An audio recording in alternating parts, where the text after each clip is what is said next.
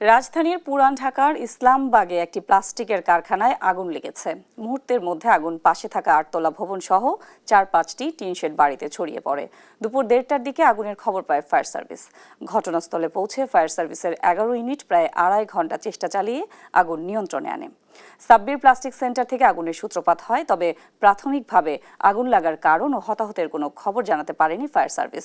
Fire সার্ভিসের উপপরিচালক মোহাম্মদ সালেউদ্দিন বলেন, আগুনে কোনো হতাহতের ঘটনা ঘটেনি, তবে কি কারণে আগুন লেগেছে তদন্ত ছাড়া বলা যাচ্ছে না।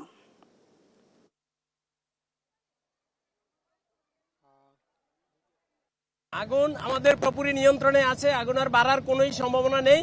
অগ্নি নির্বাপন শেষে আমরা টোটাল এলাকাকে সার্চ করব। এরপর আমরা বলতে পারবো আসলে কি কারণে আগুন লেগেছে এবং আগুন লাগার ক্ষয়ক্ষতির পরিমাণটা আমাদের একটা কমিটি হবে, সেই কমিটি ক্ষয়ক্ষতির পরিমাণ নিরূপণ করবে।